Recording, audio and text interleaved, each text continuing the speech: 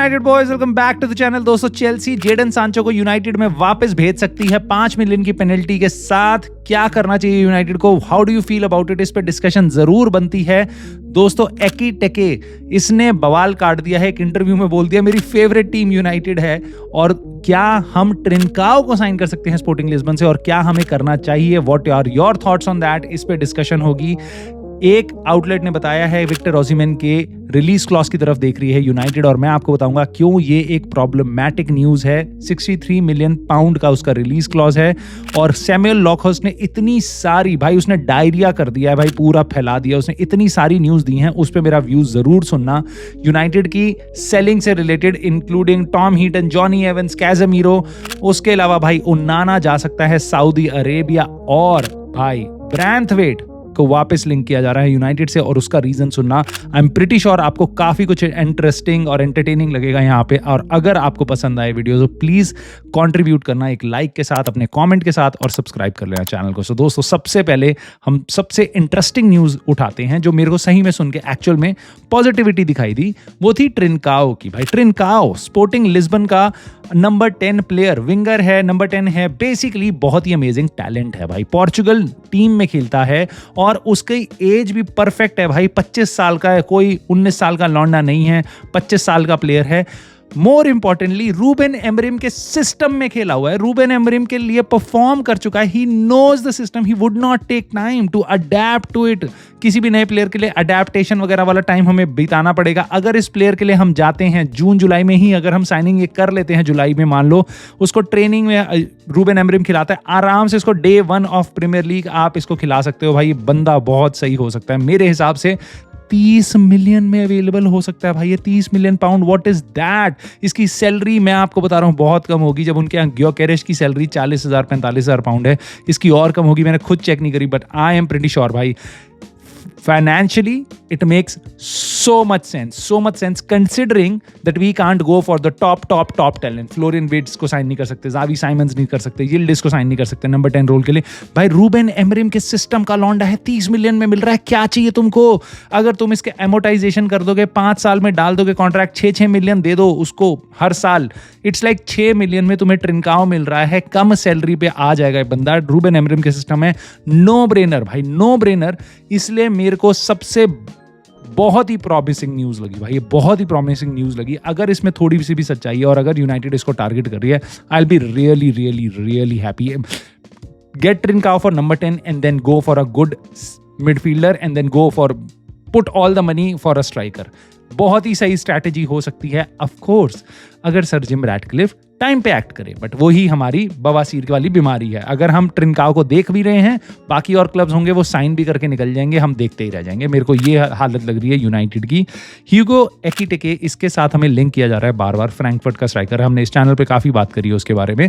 उसने बवाल काट दिया भाई। उसने अपने एक इंटरव्यू में पूछा उससे कि बचपन में तुम्हें कौन सा क्लब तुम्हारा फेवरेट था। उसने किसका नाम लिया हुआ, सोचो किसका नाम लिया हुआ, सोचो किसका नाम लिया हुआ। उसने यूनाइटेड का नाम लिया और वापस यूनाइटेड फैंस को लग रहा है कि वो आ सकता है। देखो उसने फ्रेंच अंडर 21 के लिए खेल रहा है, वो अभी 22-23 साल का लौंडा है और अगले 1-2 महीने में 23 साल का हो जाएगा।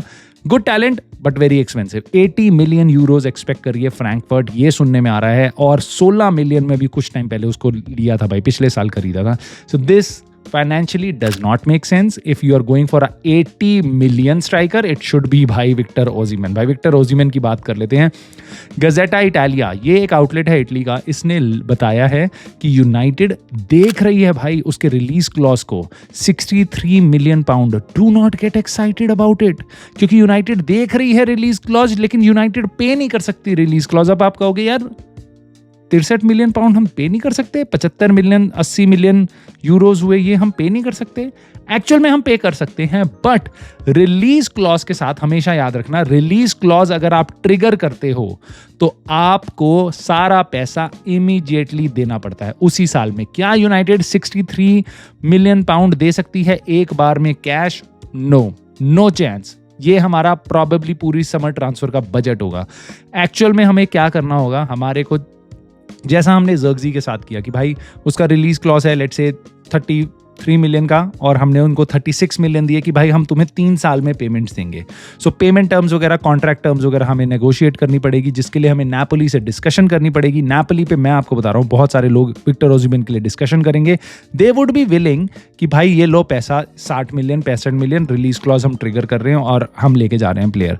तो there are clubs who are actively looking at Victor Osimhen, and then we are looking at window shopping जहाँ पे हम कुछ खरीद नहीं सकते. We don't have a credit card. So this is the problem with us this season, and I think Ineos और Glazers ने हमें बिल्कुल cripple कर दिया इस क्लब को, that we can't sign big players. But if we act sooner, if we act fastly और हम जाते हैं negotiate करते हैं, maybe हमें उनको 70 मिलियन देने पड़े कि भाई 5 साल में ले लो, terms agree करनी पड़ेगी, negotiation करनी पड़ेगी, which is going to be interesting. So maybe then we have a chance of signing Victor Osimhen. But if we trigger the release clause, I do not think so. United के लिए वो possibility है. Let me know your thoughts on it दोस्तों. ब्रैंथवेट करके एक लौंडा है, इसके साथ हमें सालों से लिंक किया जा रहा है. पिछले साल भाई इनियोस ने तो 2-3 इसके लिए बिड मार दी थी, 35 मिलियन 40 मिलियन 45 मिलियन ऐसे करके, प्लस एड ऑन्स वगैरह की. अब सुनने में आ रहा है 50 मिलियन तक में एवर्टन इसकी मान सकती है. लेट्स सी क्या होता है. Last year they were demanding 70 million. ये कहा जा रहा है भाई कि ब्रैंथवेट अब यूनाइटेड आने में इंटरेस्टेड है. वो एक्सपेक्ट कर रहा है कि बेसिकली उसको अपना इंग्लैंड की टीम से उसको कॉल अप नहीं आया, तो मैं एक बड़े क्लब में जाऊंगा तो मेरे को कॉल अप आएगा. होल्ड ऑन अ मिनट, मेरे को ना यहाँ पे गड़बड़ लग रही. Hold on. पिछले साल भी ब्रैंथवेट आना चाह रहा था क्योंकि हम यूनाइटेड है, हमारे नाम पे ही भाई मैनचेस्टर यूनाइटेड है, तो बहुत ब्रांड वैल्यू है. वो आना चाह रहा था एवर्टन से, तो उसके चाहने से ये डील नहीं हो रही. एवर्टन के चाहने ना चाहने से ये डील होगी. दूसरी बात, मेरे को फॉल्स चीज़ें इसमें देखो, इस न्यूज़ आर्टिकल में क्या है कि भैया कह रहा है कि यूनाइटेड आना चाहता है क्योंकि उसको इंग्लैंड का कॉल अप चाहिए. भाई तेरे सामने मार्कस रैशफोर्ड को 1-1.5 साल से इंग्लैंड का कॉल अप नहीं आ रहा था, ठीक, 1 साल से. उसके बाद वो पूरे टाइम यूनाइटेड था. जैसे ही वो एस्टन विला गया तब उसको कॉल अप आ गया. तो ये जो आर्ग्यूमेंट है कि मैं यूनाइटेड जाऊंगा तो मेरे को इंग्लैंड का कॉल अप आ जाएगा, जब तू पहले ही एवर्टन में तेरे को इंग्लैंड का कॉल अप आ गया तो यूनाइटेड में आके तेरे को इंग्लैंड का कॉल अप आएगा, इसकी कोई गारंटी नहीं है. सो मेरे हिसाब से ये एकदम ही बकवास लॉजिक है. आई एम प्रिटी श्योर ब्रैंथवेट आना चाह रहा है, बट ये जो न्यूज़ आर्टिकल है जो बता रहा है, ऐसे रीजंस दे रहा है यूनाइटेड फैंस को, आई थिंक ये बहुत ही बड़े फ्लॉड आर्ग्यूमेंट्स हैं, जिसमें आप थोड़ा सा भी दिमाग लगाओ आपको समझ आ जाएगा कि भाई अच्छा ये ट्रूथ ये नहीं है. May be he wants to come, may be United wants to sign him, may be Everton is also willing to sell him for 50 million, but जो रीज़न इन्होंने दिया है that does not stand true. So मैंने कहा मैं आपको तो ज़रूर इस चीज़ को सामने से खोल के बताऊँ. ओनाना इसने भाई पूरा खोल रखा है यूनाइटेड फैंस के दिलों को. इसने जो धड़कनें इसने हमारी बढ़ा रखी हैं. इस लॉन्डे का सुनने में आ रहा है 28 साल का ये एक्सप्लोर कर रहे हैं सऊदी मार्केट को इसको बेचने के लिए. पहली चीज़, ओनाना को बेचना बहुत मुश्किल है. मैंने अपनी पिछली वीडियो में बोला था कि हम बेनडीर को बेचने की सोच रहे हैं, विच इज़ इनफैक्ट काफ़ी स्ट्रॉन्ग रूमर्स आ रहे हैं बेनडीर को भी बेच सकते हैं. और बहुत सारे हमारे सपोर्टर्स ने, हमारी कम्युनिटी में लोगों ने बोला भाई बेनडीर को क्यों बेच रहे हो, he could be good, better कि आप ओनाना को बेचो और उसके बाद आप एक बढ़िया प्लेयर लेके आओ जैसे डिएगो कोस्टा, और बेनडीर सेकंड आपका गोलकीपर रहेगा, खेलेगा तो मेजरली डिएगो कोस्टा जो नंबर 1 कीपर होगा. ऐसा क्यों नहीं करते? That makes more sense. I agree that makes more sense for a club who has money. We don't. So there are so much nonsense things that we are going to do. ओनाना को आप बेच नहीं सकते भाई 30 million से नीचे, क्योंकि आपने उसको 50 मिलियन में खरीदा था. उसके कॉन्ट्रैक्ट के इस साल के एंड में 5 साल के कॉन्ट्रैक्ट में 2 साल निकले होंगे, हर साल आप उसके 10 मिलियन दे रहे हो. अगर आपने उसको इस साल बेचा 30 मिलियन मिनिमम चाहिए. मान लो आप 30 मिलियन में ओनाना को बेचते हो तो आपने कोई पैसा जनरेट नहीं किया, क्योंकि 30 मिलियन आपको कॉस्ट भी देनी है उसकी इसी साल, अगर आप इस साल के एंड में उसको बेचते हो. तो ये आपको 40-50 मिलियन में ओनाना को बेचना पड़ेगा ताकि आप फंड कुछ प्रॉफिट कमा पाओ और उसके बाद किसी नए गोलकीपर में इन्वेस्ट कर पाओ. क्या आपको लगता है हम 30 मिलियन से ज़्यादा ओनाना के लिए जनरेट कर सकते हैं? I don't think so. इसलिए यूनाइटेड के लिए ओनाना को बेचना बहुत मुश्किल है. इसीलिए एंटनी को भी 35 मिलियन से कम में बेचना बहुत मुश्किल है. ठीक है, और ऐसे ही बहुत सारी और डील्स हैं जो हमारे लिए करना थोड़ा मुश्किल है। ऑफ कोर्स हमारे ओनर्स, हमारे क्लब में थोड़ा पैसा होता तो हम थोड़े लॉसेस लेके टीम को इंप्रूव कर पाते, but we are a profit making club. हमारे को प्रॉफिट, सर जिम रैटक्लिफ का विजन याद करो भाई, वो कह रहे हैं बार बार हमें प्रॉफिटेबल बनाना है, हमें स्पोर्टिंग लेजेंडरी क्लब नहीं बनाना, हमें प्रॉफिटेबल बनाना है ताकि ग्लेजर्स को उनके शेयर के डिविडेंड्स मिल पाए। प्रॉफिट नहीं मिल पा रहा उनको बेचारों को, आप उनके बारे में सोचो, आप अपने गेम के बारे में पढ़िए भाई। वो बिजनेस करने आए हैं, सर जिम रैटक्लिफ को प्रॉफिटेबल क्लब बनाना है, इसलिए वो उन्होंने टांग अड़ाई है, यूनाइटेड में ग्लेजर्स को रखा है उन्होंने, और अब वो कह रहे हैं कि भाई हमारे को प्रॉफिटेबल बनाना है। तो प्रॉफिटेबल कैसे बनेगा? कोई और क्लब होता, चेल्सी होता, लिवरपूल होता, कोई और होता जिसको एक्चुअल में ऊपर जाना है, जिसको टेंशन हो रही है भाई मैं टॉप 4 में कैसे ब्रेक करूं, मैं चैंपियंस लीग में कैसे आगे बढ़ूं, मैं कैसे और पैसा और टीम को बड़ा करूं, तो वो शायद थोड़ा सा डेंट लेके और ओनाना को शायद लॉस में 5-10 मिलियन की लॉस में भी हटा देते और उसके बाद एक नए प्लेयर में इन्वेस्ट करते, बट वो हम नहीं करेंगे दोस्तों, हम वो क्लब नहीं रहे।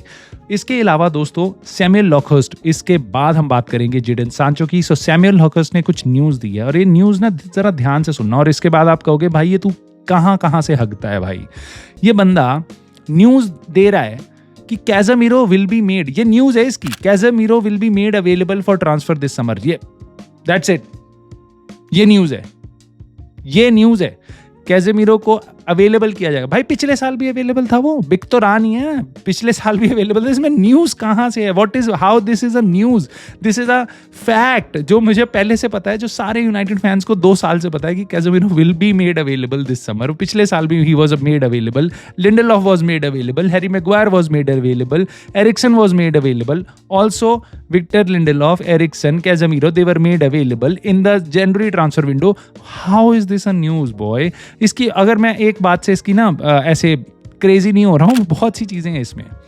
कह रहा है Manchester United will attempt to break double figures for permanent departure this summer. Wow, again great news.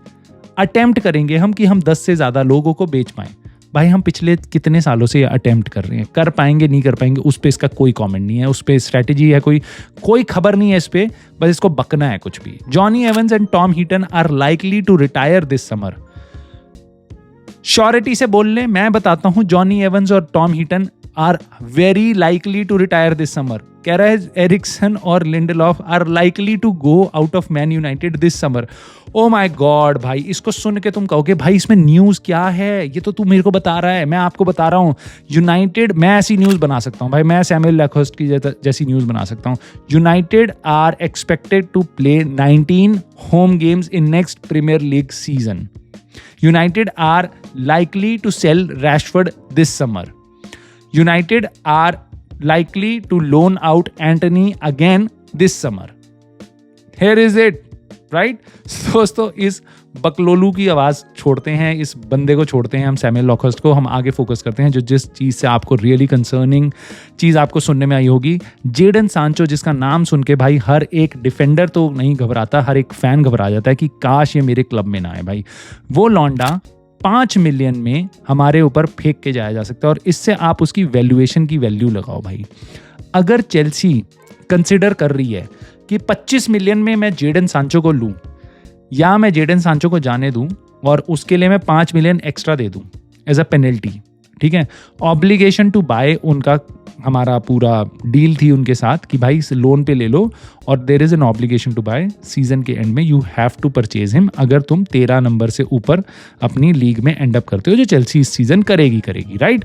उसके बाद उन्होंने हमें बताया कि भाई आप 5 मिलियन की हम आपको पेनल्टी देंगे अगर हमने ये ऑब्लिगेशन नहीं रखी तो।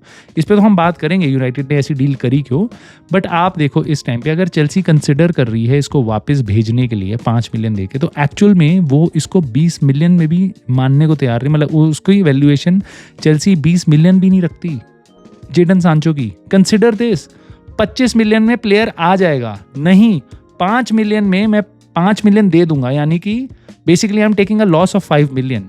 अगर मैं वो 5 मिलियन ना दूं, 5 मिलियन यहाँ रख लूं, तो बेसिकली मेरे को 20 मिलियन में, ठीक है, दोनों तरफ मेरे को 5-5 मिलियन देने पड़ रहे हैं, प्लस 20 मिलियन दूंगा तो एक प्लेयर आ जाएगा। तो 20 मिलियन का प्लेयर जेडन सांचो, वो 20 मिलियन का भी नहीं मान रहे भाई। दे आर कंसिडरिंग कि हम क्या इसको वापस भेज दें, आई डोंट नो क्या वो करेंगे, क्योंकि काफ़ी कन्फ्लिक्टिंग रिपोर्ट्स आ रही हैं। कुछ कह रहे हैं कि चेल्सी ऐसा नहीं करेगी ऑप्ट आउट, और कुछ कह रहे हैं कि शायद कंसिडर कर रही है। इन एनी केस भाई, जेडन सांचो मजाक बन के रह गया। He is just like a ma'am जिसको दोनों जने फेंक रहे हैं इधर उधर, एंड ही एक्चुअल में ही काइंड ऑफ डिजर्व्स दिस भाई। ही डिजर्व्स इवन वर्स, क्योंकि उसने जो बदतमीजी करी है यूनाइटेड फैंस के साथ, यूनाइटेड क्लब के साथ, जब वो यहाँ पे था तब भी, जब चला गया तब भी, he is a real, he deserves all this. And I am pretty sure जिस टाइम अगर वो चेल्सी कंफर्म करती है, मैं तो कहता हूँ सारे यूनाइटेड फैंस को फ्रीडम वाला एक पोस्ट डालना चाहिए जेडन सांचो को टैग करके, व्हाटएवर भाई, millions of freedom post, it would be real slap on his wrist, let's say, I don't know where, but more importantly ये तो रही चेल्सी और जेडन सांचो, जिससे मेरे को फर्क नहीं पड़ता, ये उसकी कहानी। मेरे को जिससे फर्क पड़ता है वो यूनाइटेड और इनियोस का सपना कि हम बहुत अच्छे क्लब हैं। तुमने अभी डील करी है चेल्सी से पिछले समर, इनियोस ने करी है। How did you dare to put a 5 million clause in this? 25 million की डील में obligation to buy, when there is an obligation to buy, no club does this.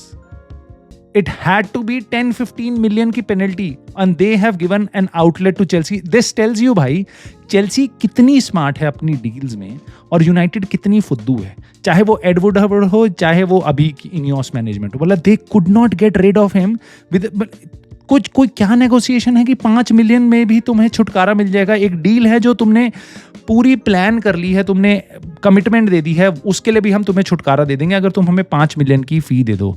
This is criminal भाई, this is criminal जिस तरीके से run कर रहे हैं club को। आई रियली एम गेटिंग, मेरा दिमाग खराब हो रहा है। Let me know your thoughts on all these topics दोस्तों। Do you think we should trigger the release clause? We can trigger the release clause of Victor Osimhen? Do you think Samuel Lockhurst की news आपको सही लगी? और Jadon Sancho की situation पे आपकी क्या राय है? और ट्रेन का, और मोर इंपॉर्टेंटली क्या हमें साइन करना चाहिए? Let me know in the comments below दोस्तों, and please hit the like and subscribe the video channel. I love you and I'll see you soon in the very next video.